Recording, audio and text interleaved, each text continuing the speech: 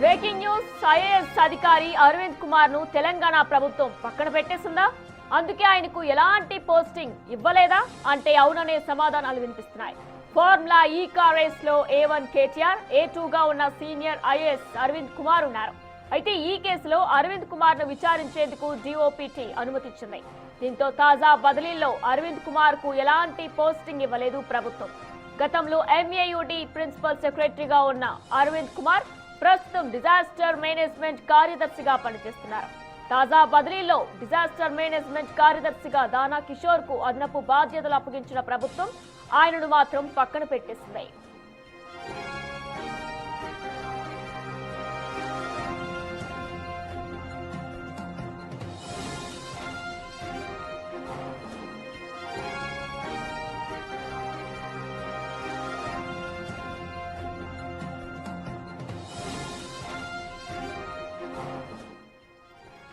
ప్రస్తుతం చూస్తున్నాం. అయితే కలెక్టర్లు బదిలీలు జరిగే తెలంగాణ ప్రభుత్వంలో. అయితే ఇందులో అరవింద్ కుమార్ కి ఎటువంటి పోస్టింగ్ ని కూడా తెలంగాణ ప్రభుత్వం ఇవ్వలేదు. అయితే ఫార్ములా ఈ కార్ రేస్ లో A1 గా కేటీఆర్, A2 గా సీనియర్ ఐఏఎస్ అరవింద్ కుమార్ ఉన్నారు.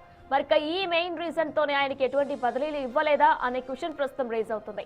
అయితే ఈ కేసులో అరవింద్ కుమార్ ను విచారించేందుకు ఇప్పటికే DOPT కూడా అనుమతిచ్చింది. దీంతో లేటెస్ట్ బదిలీల్లో అరవింద్ కుమార్ కు ఎలాంటి పోస్టింగ్ కూడా ఇవ్వలేదు గవర్నమెంట్. గతంలో MAUD ప్రిన్సిపల్ సెక్రటరీగా పనిచేశారు అరవింద్ కుమార్. ప్రస్తుతం డిజాస్టర్ మేనేజ్మెంట్ కార్యదర్శిగా పనిచేస్తున్నారు అరవింద్. ఇక లేటెస్ట్ బదిలీలతో డిజాస్టర్ మేనేజ్మెంట్ కార్యదర్శిగా కిషోర్ కు అదనపు బాధ్యతలు అప్పగించింది గవర్నమెంట్. ఆయన మాత్రం ప్రస్తుతం అరవింద్ కుమార్ ను మాత్రం పక్కన పెట్టేసినట్లు కూడా తెలుస్తుంది.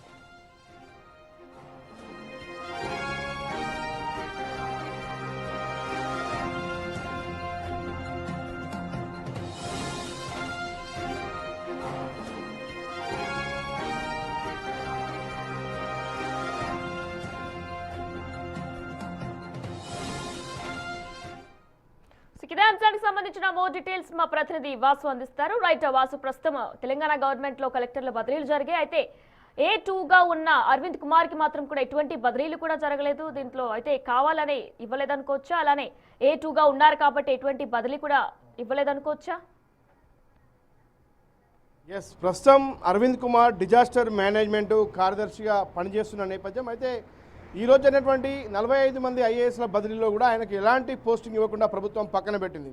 ఈయన ఈ కార్ రేసింగ్ కేసులో కూడా A2 గా ఉన్నటువంటి నేపథ్యంలో ఇటీవల కాలంలో కూడా కేంద్ర ప్రభుత్వ రంగ సంస్థ అయినటువంటి DOPT నుంచి కూడా అనుమతి లభించింది ఇతన్ని విచారించేందుకు. ఇప్పటికే తెలంగాణ ప్రభుత్వం 2023లో జరిగినటువంటి ఈ కార్ రేస్ కేసుకు సంబంధించినటువంటి కేసులో కూడా A2 నిందితుడిగా ఉన్నటువంటి IAS అరవింద్ కుమార్కి సంబంధించి ఆయన్ను విచారించేందుకు కూడా DOPT అనుమతి ఇచ్చింది.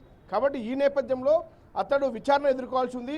అంటే ఇదే కేసులో అప్పటి మాజీ మంత్రిగా ఉన్నటువంటి ప్రస్తుత BRS party working president KTR A1 గా ఉన్నారు.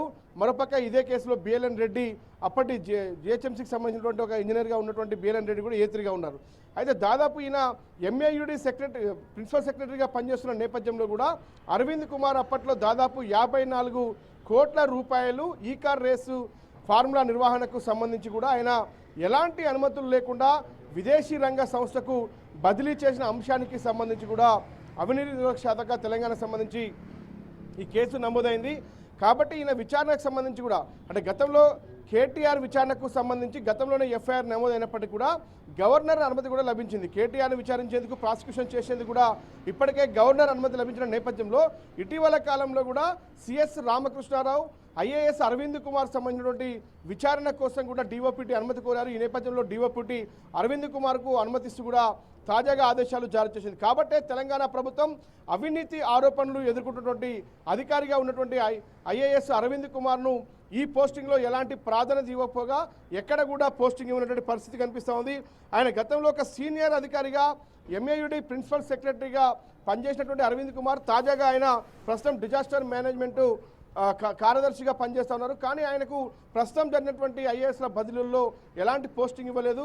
ఎందుకంటే ఈ కేసుకు సంబంధించి అవసరమైతే నిందితులుగా ఉన్నటువంటి కేటీఆర్తో పాటు అరవింద్ కుమార్తో పాటు BLN రెడ్లను అరెస్ట్ చేసే అవకాశం లేదంటే ఛార్జ్షీట్ దాఖలు చేసే అవకాశం ఉన్నటువంటి నేపథ్యంలో కూడా 54 కోట్ల రూపాయల ప్రభుత్వ ఆదాయానికి గండిపడింది. దీన్ని ఎలాంటి అనుమతులు లేకుండా అక్రమంగా ఏదైతే విదేశీ కంపెనీలకు బదిలీ చేసిన నేపథ్యానికి సంబంధించి కూడా విచారణ ఎదుర్కొంటున్న నేపథ్యంలో కూడా ఏసీపీ త్వరలోనే ఛార్జ్షీట్ దాఖలు చేసే అవకాశం కనిపిస్తూ ఉంది. అవసరమైతే ఈ కేసులో మరొకసారి కేటీఆర్ను, అరవింద్ కుమార్ను, బిఎల్ఎన్ రెడ్డిని కూడా విచారించే అవకాశం లేకపోలేదు. ఏ క్షణమైనా వీళ్ళను ఏసీబీ విచారణ పిలిచే అవకాశం ఉంది. కాబట్టి ఇలాంటి అవినీతి ఆరోపణలు ఎదుర్కొంటున్న అధికారిని మళ్ళీ కొనసాగించడం సమంజసం కాదనుకొని భావించినటువంటి ప్రభుత్వం అరవింద్ కుమార్ని పక్కన పెట్టినటువంటి పరిస్థితి కనిపిస్తోంది. ఒక సీనియర్ ఐఏఎస్ అధికారికి సంబంధించి కూడా ఎలాంటి ప్రాధాన్యత, ఎలాంటి పోస్టింగ్ ఇవ్వకుండా ప్రస్తుతం ప్రభుత్వం అయితే 45 మంది ఐఏఎస్ల బదిలీలకు సంబంధించినటువంటి పోస్టింగ్లో కూడా ఎలాంటి పోస్టింగ్ అరవింద్ కుమార్కి ఇవ్వనటువంటి పరిస్థితి. ప్రస్తుతం అరవింద్కి ఎటువంటి పోస్ట్ కూడా ఇవ్వకపోవచ్చు అనుకోవచ్చా? ఎందుకంటే ప్రజెంట్ ఆయన పనిచేస్తున్న డిజాస్టర్ మేనేజ్మెంట్ కార్యదర్శిగా కూడా కొత్తగా కిషోర్ని బాధ్యత అప్పగించారు. మరి ఇప్పుడు అరవింద్కి ఎటువంటి పోస్ట్ కూడా ఇవ్వరు అనుకోవచ్చా? ఇంకా ఎస్, ఖచ్చితంగా. ఎందుకంటే ఒక పక్కన గత ప్రభుత్వంలో పనిచేసినటువంటి ఒక ఐఏఎస్ అధికారి ఎలాంటి అనుమతులు లేకుండా దాదాపు 54 కోట్ల ఎంఏయుడికి సంబంధించినటువంటి హెచ్ఎండిఏ సంబంధించినటువంటి నిధులు ఎంఏయుడి కార్యదర్శిగా పనిచేస్తున్న నేపథ్యంలో ఆయన ఇచ్చినటువంటి సందర్భం అప్పుడు పురపాలక శాఖ మంత్రిగా పనిచేస్తున్నటువంటి కేటీఆర్ ఆదేశాల మేరకే ఈ నగదు బదిలీ చేసినట్టుగా తెలుస్తూ ఉంది. కానీ అధికారిక ఉత్తర్వులు లేకుండా, కేబినెట్ ఆమోదం లేకుండా, ప్రభుత్వ అనుమతులు లేకుండా అడ్డగోలుగా నగదు బదిలీకి సంబంధించినటువంటి వ్యవహారాన్ని తాజా కాంగ్రెస్ ప్రభుత్వం వచ్చిన తర్వాత కూడా వెలుగులోకి రావడం జరిగింది. కాబట్టి ఫార్ములా ఈ కార్ రేసుకు సంబంధించి ఏ కంపెనీకి అయితే నగదు బదిలీ చేశారో ఆ కంపెనీకి సంబంధించినటువంటి కొన్ని అనుబంధ సంస్థలు బీఆర్ఎస్ పార్టీకి సంబంధించి ఎలక్టరల్ బాండ్స్ కూడా కొనుగోలు చేసిన నేపథ్యానికి సంబంధించి పలు ఆధారాలు ఒక పక్కన హిమాయత్ నగర్లో ఉన్నటువంటి ఒక బ్యాంక్ నుంచి కూడా స్టేట్మెంట్ తీసుకోవడం జరిగింది. ఎవరు నగదు బదిలీ చేశారు, ఏ విధంగా విదేశీ కంపెనీలకు బదిలీ అయ్యాయి అన్న అంశానికి సంబంధించి కూడా ఇప్పటికే బ్యాంక్ అధికారుల స్టేట్మెంట్తో పాటు పలువురు కీలక ప్రభుత్వ అధికారుల స్టేట్మెంట్ కూడా రికార్డ్ చేశారు. కాబట్టి పూర్తిగా ఆధారాలు సేకరించినటువంటి ఏసీబీ ఎవరైతే మాజీ మంత్రిగా ఉన్నటువంటి కేటీఆర్తో పాటు మాజీ ఐఏఎస్ అధికారిగా ఉన్నటువంటి సీనియర్ ఐఏఎస్ అధికారి అరవింద్ కుమార్ విచారణ కోసం కూడా ప్రభుత్వానికి రిక్వెస్ట్ చేసినటువంటి నేపథ్యంలో గవర్నర్ ఇప్పటికే కేటీఆర్ను విచారించేందుకు అనుమతి లభించింది.